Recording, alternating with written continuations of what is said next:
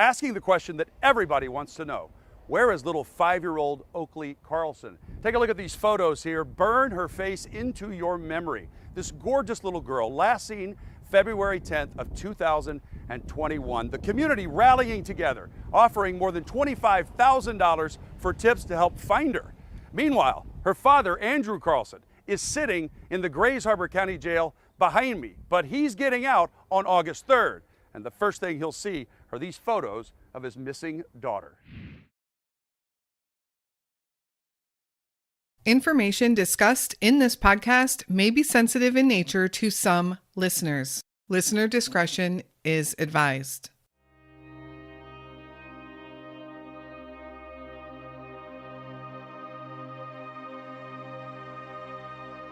Oakley Carlson might have been just 5 years old in 2021, but her life had already been tumultuous. When she was an infant, she was removed from her parents' care and went to live with foster parents. Oakley might have been young, but she knew early on that she loved books. Her foster mom, Jamie Hiles, would read to Oakley every night, and Oakley would always beg for more. She couldn't get enough. Her foster parents would keep her until she was about to turn 3, when they were ordered to return Oakley to her biological parents.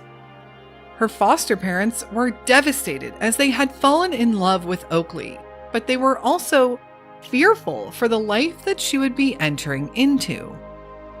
As it turns out, they had every right to worry. In December of 2021, authorities were asked to do a welfare check on Oakley as she hadn't been seen in a while. Her parents had multiple stories as to Oakley's whereabouts, but ultimately the child was nowhere to be found. Where is Oakley Carlson?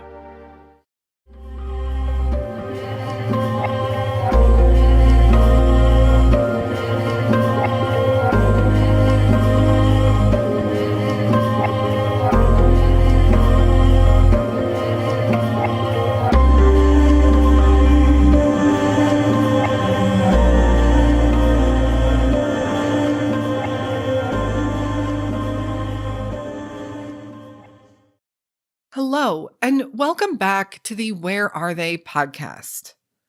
This story is baffling and frustrating.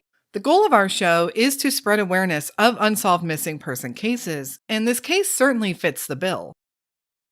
There has been some media attention for Oakley, but not nearly enough, and Oakley is still missing. If you aren't following us over on social media, please give us a follow. We share daily on Instagram and recently on Twitter, and we have a Facebook page as well. I always welcome case suggestions from you all. This is how I can learn about those lesser known cases, the ones from your hometowns, or ones that you have heard about but feel they need more attention. A quick welcome to our newest Patreon member, Janelle. Thank you so much for your support. If you are interested in some bonus episodes and supporting our causes, I'll leave a link to our Patreon detective group in the notes. And lastly, a big thank you to our podcast partner this week, the Fetch app. More on them in a bit. So let's get into the story of Oakley Carlson. We're going to try to go with a timeline to help this case make sense. The case begins in 2016. Oakley Carlson was born in 2016 to Andrew Carlson and Jordan Bowers. Both Andrew and Jordan have an interesting history, and Jordan has quite an extensive criminal history with multiple charges of theft and drug-related incidences. Also interesting, Andrew Carlson was an Aberdeen police officer until 2017, when he was decommissioned for perpetrating untrue statements. I don't have all the details of that, but interesting. Oakley was their third child. They had a 1-year-old and a 4-year-old when Oakley was born. At some point, with details not being released on this yet, Oakley was removed from her parents' care and put into the custody of the state, Washington State. It's also not clear if all the children were removed, but Oakley would go on to be fostered by Jamie and Eric Hiles. Both Jamie and Eric fell in love with Oakley, and as the years went by, they had hoped to maybe one day adopt the little girl. Jamie fondly remembers how sweet and loving she was and how much she loved being read to. Jamie said she'd read to Oakley every day, and Oakley would always beg for more reading time. It does give me some peace to know that Oakley had at least a few years of love in her life and was able to experience that. As Oakley was put into the custody of the Hiles in 2016, she would be removed from them in November of 2019, just as she was about to turn 3 years old. That November, Oakley was put back in the custody of her parents. Around that time, Oakley's parents, Jordan and Andrew, would have another child, giving them a total of 4 children to care for. They were living in a home that Andrew had previously bought in Oakville, Washington. This home consisted of over 300 acres of land and sits at the end of a dead-end road. Andrew, Jordan, Oakley, and 3 other children were all living together in the home. There would be some rumors around the town regarding drug use in the home, and there would be some future charges, which we'll get into later. After Oakley had returned to her parents in late 2019, on at least 3 occasions, Jamie Hiles asked for a welfare check to be done on Oakley through the Department of Children and Family Services, the same department Jamie had graciously been a foster parent through. She had a feeling something was wrong and was very worried about Oakley. And understandably so, she had grown to love the little girl in the 3 years that she was in her care. The department has not made any statements regarding if they made these checks or what any investigation results were, or even why Oakley was put back into the custody of her parents. They have cited that they cannot comment on any of that, citing privacy laws. Which, look, I get it. I get the need for privacy when children are involved. We need to protect the children. But at some point, I think it's fair to say that in these type of cases, people need answers. The public is invested in these cases, and these are our children that we are talking about. It's the public tax dollars that fund these departments in most jurisdictions. We rely on these agencies to do the best they can for these children. But shouldn't the people have a right to know if these agencies are in fact doing their job in protecting the children? Harmony Montgomery, Ayla Reynolds, and Adam Herman are other missing children cases that were in similar situations, with questionable actions by the Department of Children and Family Services in those areas. But the thing is, we don't know the details of what all happened in any of those cases involving the department. Did the department fail? Where can the department do better in the future? We don't really know unless they come out and tell us. In November of 2021, there would be a house fire at the home of Jordan and Andrew in Oakville, causing the family to move out and into a local motel for a while. And the circumstances of the fire are definitely bizarre. It was said that Andrew did call authorities at one point when the home was on fire or shortly after, and told them that his daughter Oakley had started the fire after playing with a lighter on the couch. The fire had spread, but he said he was able to control it and there wasn't any need for police or the fire department to come out. So I believe that this call is on record, but I still don't understand why the fire department never went out to check. Andrew would also come out and say that the reason he didn't initially call the fire department was because he couldn't find his phone. And I'm guessing he was putting out the fire. Meanwhile, Oakley's sister, older by just 1 year, was going to public school and would make friends with another girl in the school, who happened to be the daughter of the principal. As time went on, this principal, Jessica Swift, began to get suspicious of what was going on at the home of Andrew and Jordan. In December of 2021, she specifically asked Oakley's sister when she was visiting one day where Oakley was. And the little girl became very, very quiet and told her she was not supposed to talk about it? Jessica asked again, and the girl became visibly upset this time and said that, quote, Oakley was no more, end quote. She would also go on to say that Oakley had ran off into the woods and was eaten by wolves. And then the little girl began crying. Jessica was horrified. Why would this 6-year-old girl say that about her younger sister? And why was she not supposed to talk about it? Something was definitely very, very wrong. And Jessica made the decision that day to call authorities and ask them to do a welfare check on Oakley. It was now December of 2021, and law enforcement officers found the family living at the motel. When they knocked on the door, Jordan answered while holding the 2-year-old child. They asked her where Oakley was, and she told them that she was with her mother. Then they proceeded to ask her, "Aren't you her mother?" To which she replied, "Yes." She then looked over at Andrew in the room and said, "Oakley is with your parents," almost in a directive tone as if she was telling him where Oakley was. Officers, now a little confused as to what's going on, asked Andrew, but he didn't answer. They had to ask him twice before he replied that Oakley was actually with his father.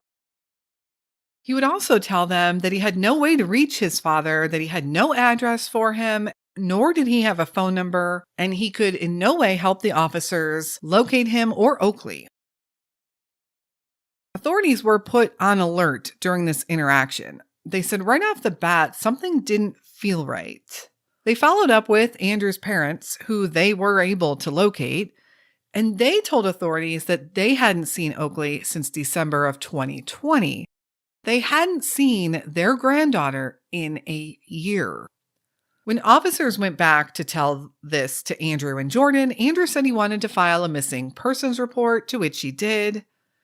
And it was then that law enforcement officially had a missing child's case on their hands. Jordan Bowers and Andrew Carlson were arrested the next day. They were arrested on suspicion of a missing child, and they would eventually be charged with second-degree abandonment for withholding the medication of their 6-year-old daughter. There wasn't much they could do with charging them on anything having to do with Oakley because they didn't know where Oakley was. They didn't know if a crime had even been committed with regards to Oakley. But they were able to charge them with child neglect. I'm not 100% sure on the details of that charge. I believe all the court records are out there, but the alleged charge does indicate that the child did not receive her medication for over a year, and that could be extremely detrimental to her health, even including possible death. I have no idea what her illnesses are, nor does it even really matter. Any parent withholding their child's medication is beyond appalling. Before we get into the investigation of the house fire that would now take place and continue the search for Oakley, let's have a quick word from our partner this week, Fetch. The Fetch Rewards app is a no-brainer, an app that rewards you for doing the shopping you already do. Simply download the free app, scan your everyday receipts, and earn points that you can redeem for gift cards. You can scan grocery store, restaurant, even hardware store receipts. And the best part, you can also set up to automatically scan e-receipts that come into your email. What kind of gift cards can you earn? Airline gift cards, Starbucks cards, Airbnb, Amazon, retail stores like Nike, Adidas, and Cabela's, and even restaurants like Dave & Buster's, Chili's, and IHOP, just to name a few. Or use your points for a gift card for services like Hulu Plus or Instacart. It's super easy, folks, and if you use our link in the notes, you will receive up to 4,000 bonus points just for downloading the app today and scanning your first receipt. Remember, supporting our partners helps support the show. And really, who doesn't love free money? Again, you'll find the link in our show notes. The house fire happened about a month before authorities arrested Andrew and Jordan for child endangerment. There was Never an investigation into the fire up until that point. In fact, the police nor the fire department had even went out to the home prior to that. Andrew claimed that Oakley started the fire with a lighter while she was sitting on the couch, and it ignited the couch and the fire had spread from there. But I'm guessing even though there was enough damage that caused them to move into a motel, they fought the fire off themselves. Still seems odd that you wouldn't have called the fire department, doesn't it? Unless there is something you didn't want them to see. Andrew first told law enforcement that he didn't call because he couldn't find his phone. But we know at some point he did report something and he used Oakley as the reason for the fire. After Andrew and Jordan were arrested and law enforcement realized that they have a missing child, a missing 5-year-old little girl, it was decided that they needed to go back to that house and conduct an investigation at the scene of the fire. And investigators did just that, and a few things stand out to them. Number 1, they found belongings in the home for all of the children, except Oakley. They did not locate anything that belonged to her. No clothing, no toys, no books, nothing. Meanwhile, all of the other children had all of their belongings still at the home. Number 2, they determined that the fire did not start on the couch. In fact, it didn't even start in the living room. It started in the kitchen and most likely the microwave. This kind of gives credence to the small town rumors that Andrew and Jordan were cooking meth. This makes me wonder, what was the medication that their older daughter needed? The medication that they were charged with withholding? Was it something that they could be using to make something else? And number 3, detectives noticed a fair amount of blood around the home, including a bloody handprint on the wall. I believe they have confirmed that they're trying to DNA test that blood, but to date, I don't think they have announced any findings on that. Law enforcement did specifically state that they wanted to know if it was Oakley's blood, because her disappearance had become more and more suspicious as they look at all of these circumstances. There's also the odd statement Andrew made about Oakley being the one who started the fire on the couch. We know the story of the fire was that it started on the couch with a lighter. We know that that was a lie. Did he also lie about Oakley being there? Why did he lie? Was he doing something illegal? Was there something to hide? So the investigation into the fire certainly caused more concern for Oakley, and people began talking. Oakville, Washington is a very small town with less than 1,000 residents, in fact. And as people began talking to each other, they realized that no one had seen Oakley for quite some time. The grandparents that were supposedly caring for her said they actually hadn't seen her in a year, since December of 2020. And after being arrested, neither Jordan nor Andrew gave any additional insight as to where their 5-year-old daughter Oakley was. The statements of the other children are also pretty suspect. We know the older girl told her friend's mother and school principal that Oakley was gone and that she had been eaten by wolves, and that she was not allowed to talk about her, which this child had to be told that by somebody, likely her parents. She was only 6 years old herself. What a horrible story to tell your 6-year-old about their sister, younger sister, by just 1 year. The oldest child also told authorities that Oakley was often locked up in a closet and not let out for long periods of time, and that they used to worry about her getting enough food and water. It seems there was possibly more than neglect going on at the home, possibly even abuse. As detectives worked the timeline backwards, the last time they were able to verify that anyone physically saw Oakley was February of 2021. Their next step was to start searching the property. Andrew's home sat on 300 acres. And everyone had a bad feeling about looking for Oakley. Were they looking for her alive somewhere, or had something happened to her on that property? Cadaver dogs, helicopters, and dozens of search groups scoured the property for evidence. The searches, in fact, lasted 7 days. And it is really not known exactly what might have been learned from those searches or found, but we do know that Oakley was not found. I just did a report on the use of drones in searching for missing persons and how helpful they are. They can navigate more ground, difficult terrain, remote areas, much, much faster than human beings can. Drones also have the ability to use thermal imaging technology to help find missing persons. It seems this may have been a case where drones could have been very beneficial. And there are lots of case examples where drones have found missing persons in record times. North Dakota, law enforcement used a drone to locate a 2-year-old boy who had entered an unoccupied house. The police chief has stated there that they now use drones to fight wildfires, floods, and tornadoes, in addition to missing person cases, crowd monitoring, and active shooter situations. In Hartford, Connecticut, with the help of the grant-funded program, Hartford, Connecticut law enforcement was able to locate a missing 8-year-old boy.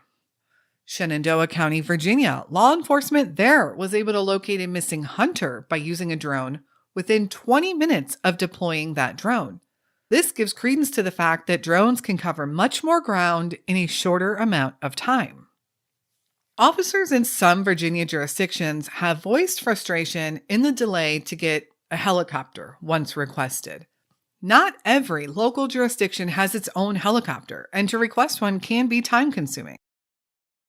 Now, the other children in the household were removed, of course, after Andrew and Jordan were arrested. This included a 9-year-old, a 6-year-old, and a 2-year-old. The children were tested for drugs, and it was found that they had methamphetamine in their systems, leading authorities to further charge Andrew and Jordan with a felony offense of child endangering. Jordan Bowers was sentenced to 20 months in jail after pleading guilty. Andrew Carlson was sentenced to 12 months in prison for charges involving the same children. Jordan's extensive criminal record played a role in her longer sentence, while Andrew effectively had no criminal history. So where are we now in this case? Both parents are locked up. Neither one is talking. Andrew is eligible for release in August, and there are still no leads on Oakley. Many people wonder if something had happened to her on that property. Is she on that property? Or did she maybe never even get out of the fire? One source told the media they believe she may have been sold because all of her belongings were gone, including clothing. It seemed that he believed that she had possibly been packed up and sent somewhere or sold. In any event, it doesn't look good for little Oakley. And time is not on our side. There is a possibility that she is alive and well and living with someone else. Meanwhile, her prior foster parents have kept up the push for answers. It's so sad that this couple loved Oakley so much, wanting to make her part of their family, and now, almost as soon as she left their care, she disappeared. Take a listen to what the Hiles had to say about Oakley.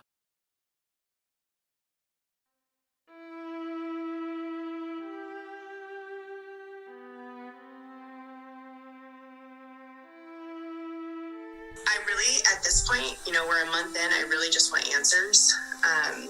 That's the thing that it's difficult to go to bed at night sometimes when I just think about, where is she, what has happened to her? And so if I could have resolution or have some kind of, idea of what's happening, I think that would be the best for my husband and myself. But that's kind of what I just want that. And then, of course, I want justice for Oakley. I think that a lot of people in our community are really angry about everything with DCYF and the parents, and I think that there needs some change to happen. Do you think enough is being done right now to search for Oakley? Yes, I fully trust our law enforcement. I know that I have been in contact with the detective since the day that Oakley was announced missing. I bet you every week I send him a text message just to kind of say like, hey, like, is there any new updates? And I know that he can't tell me a lot because I'm not like part of this case, but he's so kind and he always is willing to text either my husband or myself back and say like, hey, we don't have any information right now, or hey, we have some things, but just we're working every single day on this. So I do believe that they are doing the absolute best they can to look for her. You know, you've been posting on social media a lot of new pictures and video of young Oakley. She's such a beautiful girl. We haven't spoken with you since Christmas, since the holidays. What was it like knowing all that this is happening and knowing that Oakley is still missing? Christmas is one of my favorite holidays. But I think the thing that was probably the most like different for me is the snow. Like Oakley loves snow. And so I think that was kind of a bummer, especially that it snowed, on Christmas Day and we had all that snow. I know that she would have just loved it. And so I wasn't even excited that it snowed. Normally I would be out in it, I'd be playing in it. And I just wasn't even able to really enjoy that because it's just sad knowing that she wasn't here with me to experience that.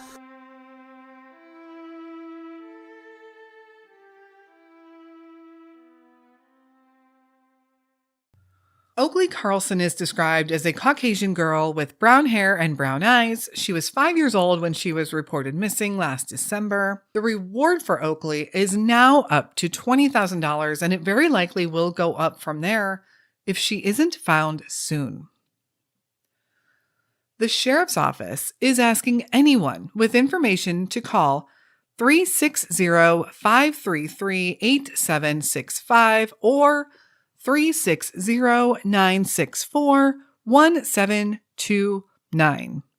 If you know anything about Oakley or have any information on the events leading up to Oakley's disappearance, please call and speak to somebody there. Thank you so much for listening to Oakley's story today. This episode is going up on National Missing Children's Day, so keep in mind there are many missing children out there. Share Oakley's story any way you can through social media. Share her face, share her name, share her missing person flyer. Someone knows where little Oakley is. As a reminder, please make sure you are following us on social media. We share missing person flyers daily on Instagram and Twitter. And we post any updates or news on any of these cases as they come in. Thank you again to our partner today, the Fetch app. Give them a try. I use them myself and love them. The link for that app is in the notes. We will be back again next week with another Unsolved Missing Person episode.